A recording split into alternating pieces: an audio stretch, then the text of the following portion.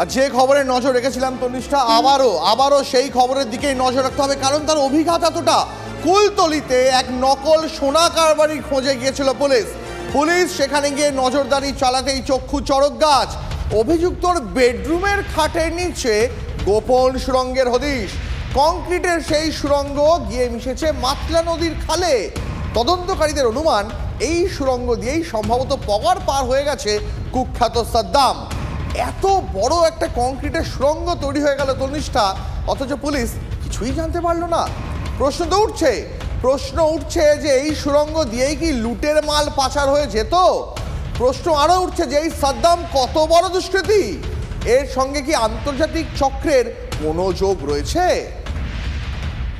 এই হলো সেই সুড়ঙ্গ, আর সাদ্দামের কাছে এটা একমাত্র তার বিকল্প পথ।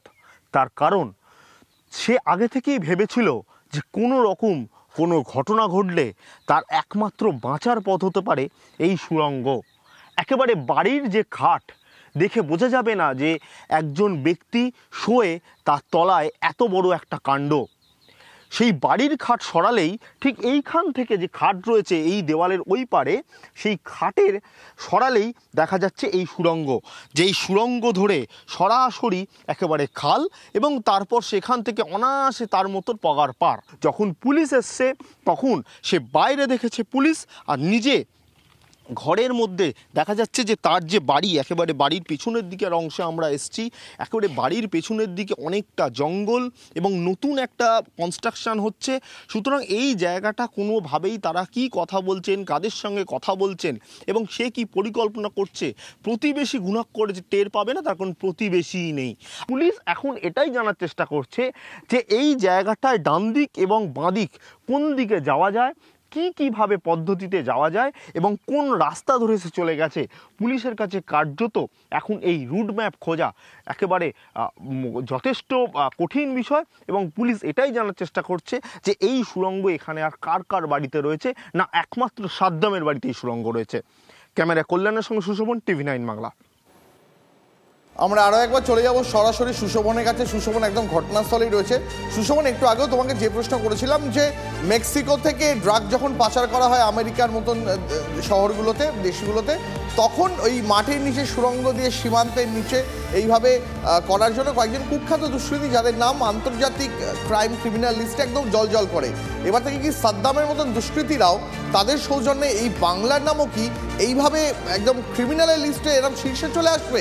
কারণ যেভাবে মাটির নিচে এইভাবে একটা টানেল তৈরি হয়ে গেছে, পুলিশের কাছে কোনো খবর নেই।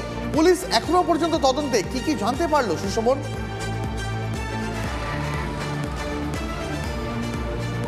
দেখো, পুলিশ যেটা একেবারে গতকাল দেখতে পেয়েছিল সুড়ঙ্গ, কিন্তু সেই সুড়ঙ্গ কেন তৈরি করা হয়েছিল এবং কতদিন আগে তৈরি করা হয়েছিল পুলিশ এই মুহূর্তে জানতে চায়।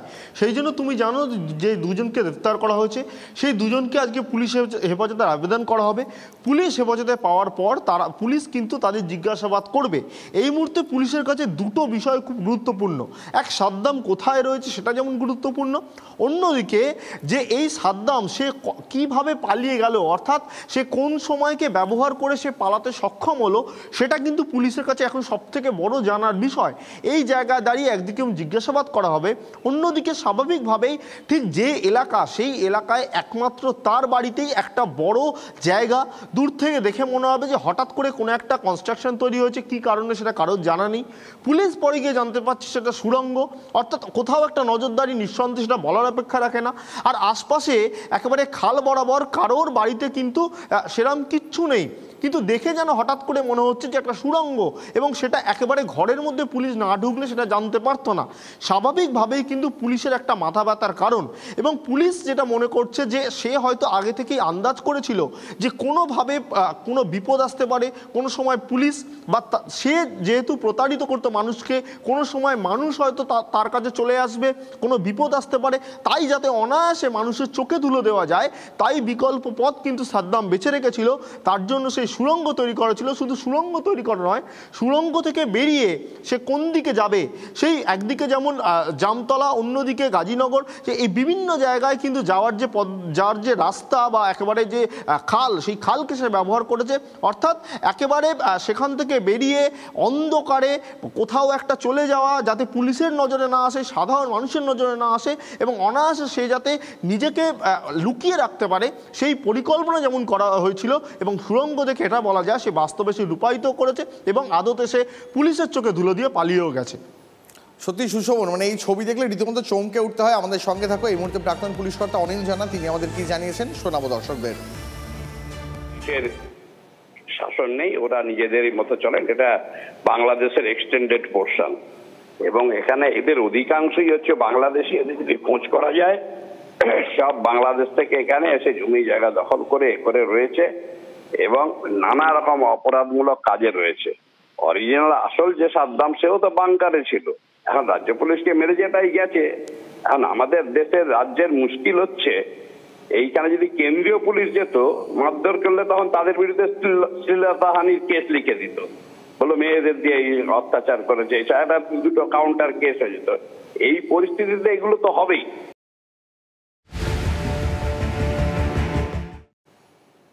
এই মুহূর্তে আরো একটা ব্রেকিং নিউজ দিয়ে আপনাদের। আকাশ ছোঁয়া বাজার দর মূল্যবৃদ্ধি নিয়ে আজ ফের নবান্নে বৈঠক রয়েছে বলে খবর। মুখ্যমন্ত্রীর বৈঠকের 8 দিনের মাথায় ফের নবান্নে বৈঠকের ডাক মুখ্য সচিবের। ময়দানে টাস্ক ফোর্স এবং ফের একবার নবান্নে বৈঠক মূল্যবৃদ্ধি নিয়ে আজ ফের নবান্নে বৈঠক রয়েছে। মুখ্যমন্ত্রীর বৈঠকের 8 দিনের মাথায় ফের নবান্নে বৈঠকের ডাক মুখ্য সচিবের। দীক্ষা আমাদের প্রতিনিধি আমাদের সঙ্গে রয়েছেন। দীক্ষা, সেই ক্ষেত্রে কোন বিষয়টা উঠে আসবে আজকের এই বৈঠকে, কোন কোন বিষয়গুলো পর্যালোচনা করা হবে আজকের বৈঠকে? দেখো, মুখ্যমন্ত্রী ঠিক 8 দিন আগে নবান্নে একটি বৈঠক করেছিলেন এবং সেখানে তিনি বাজারের যে অগ্নিমূল্য পরিস্থিতি তা নিয়ে বৈঠক করেছিলেন এবং বলেছিলেন 10 দিনের মধ্যে সমস্ত দাম কমাতে হবে এবং তিনি একটি কমিটি তৈরি করে দিয়েছিলেন বিভিন্ন দপ্তর নিয়ে। 11টি দপ্তর রয়েছে এবং ডিজি, এডিজি, আইন শৃঙ্খলা মুখ্য সচিবের নেতৃত্বে। সেই মুখ্য সচিবের নেতৃত্বেই আজকে ঠিক 7 দিন পরে অর্থাৎ 8 দিনের মাথায় মুখ্য সচিব এই বৈঠক ডেকেছেন।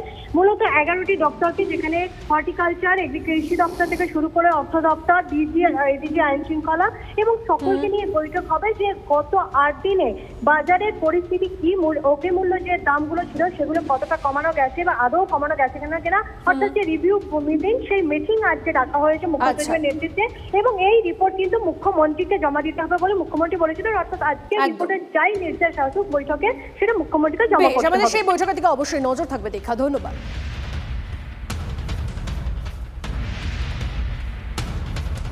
দেখুন, অগ্নিমূল্য বাজারের জন্য অসাধু ব্যবসায়ীদেরকেই নিশানা করলেন টাস্ক ফোর্স এবং এনফোর্সমেন্ট ব্রাঞ্চের প্রতিনিধিরা। পাইকারি সবজি বাজারে কিছু অসাধু ব্যবসায়ী বেশি দাম দিচ্ছে, ফলে খুচরো বাজারেও বেশি দামে সবজি বিক্রি করতে বাধ্য হচ্ছেন ব্যবসায়ীরা। এই সমস্ত অসাধু ব্যবসায়ীদের চিহ্নিত করে নামের তালিকা পাঠানো হবে নবান্নে। আর শুধু তাই নয়, অসাধু ব্যবসায়ীদের বিরুদ্ধে ব্যবস্থা নেওয়ারও হুঁশিয়ারি টাস্ক ফোর্সের। মুখ্যমন্ত্রীর নির্দেশের পর প্রায় 25 থেকে 30% কমেছে সবজির দাম। আগামী 2 দিন আরও কিছুটা দাম কমবে দাবি টাস্ক ফোর্সের প্রতিনিধিদের। 10 দিনের মধ্যে দাম কমাতে হবে, মুখ্যমন্ত্রী মমতা বন্দ্যোপাধ্যায়ের এমনই নির্দেশ ছিল। আজ 8ম দিন। 8ম দিনে উল্টোডাঙার সবজি যে পাইকারি মার্কেট, সেই পাইকারি মার্কেটে টাস্ক ফোর্সের প্রতিনিধিরা তারা এসে পৌঁছেছেন। আমরা কষান করছি, সাবধান করছি, কাউকে লকআপে ঢুকিয়ে দেওয়াটা তো খুব ইজি ব্যাপার, সেটা একটা ভুল বার্তা, যেটা মানে অনেকটা জোর জবরদস্তি ব্যাপার। আমরা সেটা না করে আমরা মানুষকে বুঝিয়ে তাকে ঠিকঠাক দামে, তার যদি কেনা ঠিক থাকে সে বেচবে ঠিকই, আমরা এটাই বলছি। যে দামে কিনছে তার ডবল দামে বেচছে রিটেলে, এগুলো চলবে না। আমাদের মূল ব্যাপার হচ্ছে তো 2 দিন বাকি, মুখ্যমন্ত্রীর কাছে কি রিপোর্ট দেবেন, দাম কতটা? এইটাই অনেক 30% দাম, এখানে তো এসে মনে হচ্ছে 40% দাম কমে গেছে। কি মনে করছেন যে দাম কমছে মানে স্বাভাবিক কি হবে? হ্যাঁ, স্বাভাবিক হয়ে যাবে মুখ্যমন্ত্রীর কাছে স্বাভাবিক। একদম। শাকসবজির দাম বৃদ্ধির কারণ হিসেবে পাইকারি মার্কেটের কিছু অসাধু ব্যবসায়ীকে দায়ী করলেন টাস্ক ফোর্সের প্রতিনিধিরা। দামটা বাড়াচ্ছে কোনো ফোরে না, এই মানে রিটেলাররাই বাড়াচ্ছে, রিটেলাররা বাড়াচ্ছে। হ্যাঁ, তাদের কস্টিংটা তারা প্রায় 50% দাম বাড়িয়ে দিচ্ছে। 50% দাম বাড়ানোর কোনো কারণ নেই। পাইকারি মাঠ বেশি নেওয়া হচ্ছে না, কেন পাইকারি মাঠ এবার কোনো দিন কোথা বিক্রি হচ্ছে 30 টাকা কিলো, কোনো দিন ওখানে দাম হয়ে যায় 40 টাকা কিলো, তখন তো অটোমেটিক বাড়তি করে বেচতেই হবে। কিছুটা তো কমবে, তারপরে আবার নিজেদের মতন চলতে পারে, কোনো উপায় নেই। এইখান থেকে নেয়, এখানে বিক্রি করে, তাতে 5 টাকা 10 টাকা ডিফারেন্স হয়ে যায়, এই তো ব্যাপারটা। পাইকারি বাজারে যে সমস্ত অসাধু ব্যবসায়ীরা তারা বেশি দাম নিচ্ছেন তাদের একটি নামের তালিকা প্রস্তুত করে সেটা নবান্নে মুখ্যমন্ত্রী মমতা বন্দ্যোপাধ্যায়ের কাছে জমা দেওয়া হবে এবং তাদের বিরুদ্ধে শাস্তিমূলক ব্যবস্থা নেওয়া হবে, এরকমই জানানো হলো টাস্ক ফোর্সের তরফ থেকে। ক্যামেরায় বিকু দাসের সঙ্গে সোমা দাস, TV9 বাংলা, কলকাতা। যেমনটা তনিষ্ঠ জানাচ্ছিল, বাজারে গিয়ে হাতে ছ্যাঁকা লাগছে আম আদমির। নজরদারিতে বাগুইআটির পুরনো বাজারেও অভিযান টাস্ক ফোর্সের। বাজার পরিদর্শনের সময় সবজির ঊর্ধ্বমুখী দাম নিয়ে ব্যবসায়ীদের সঙ্গে বচসায় জড়ালেন টাস্ক ফোর্সের সদস্যরা। অভিযোগ, আধিকারিকদের দেখলেই কমে যাচ্ছে দাম, তারা চলে গেলেই আবার দাম বাড়িয়ে দিচ্ছেন ব্যবসায়ীরা, অভিযোগ করছেন ক্রেতারা। অন্যান্য বাজারের তুলনায় বাগুইআটির বাজারে সবজির দাম বেশি, তা মেনে নিচ্ছেন খোদ টাস্ক ফোর্সের প্রতিনিধিরাই। দাম না কমলে ব্যবসায়ীদের বিরুদ্ধে কড়া পদক্ষেপেরও হুঁশিয়ারি। এরা জানেই না যে আজকের বাজার খুলেছে 1360, এদের এখানে কেনা 1410। এই যে ডিফারেন্সটা, এই ডিফারেন্সটা তো 1 টাকা 2 টাকা ডিফারেন্স এমনি হয়ে যাচ্ছে কিলো প্রতি। এটা একটা কমন অভিযোগ। এর জন্য লোকাল থানার থেকে অফিসাররা আসবে বা স্টাফরা আসবে, ছদ্মবেশে দাম জিজ্ঞাসা করবে, করে চলে যাবে, তারপর তুলে নিয়ে চলে যাবে। আমি 15 টাকা লঙ্কা শুনেছি, কিন্তু যখন ওনারা শুনছেন টাস্ক ফোর্স, তখন কিন্তু 12 টাকা বললো। আমরা অধিক রেটে কিনছি, চড়া রেটে বাজার থেকে কিনছি, সেই জন্য আমার বাধ্যতামূলক চড়া রেটেই বিক্রি করতে হচ্ছে। প্রশাসনে আছে, তারাই সুবিধাটা করে দিক আমাদের, যে আমরা কিভাবে কম দামে মাল কিনতে পারবো এবং সেই দর অনুযায়ী বিক্রিও করতে পারবো।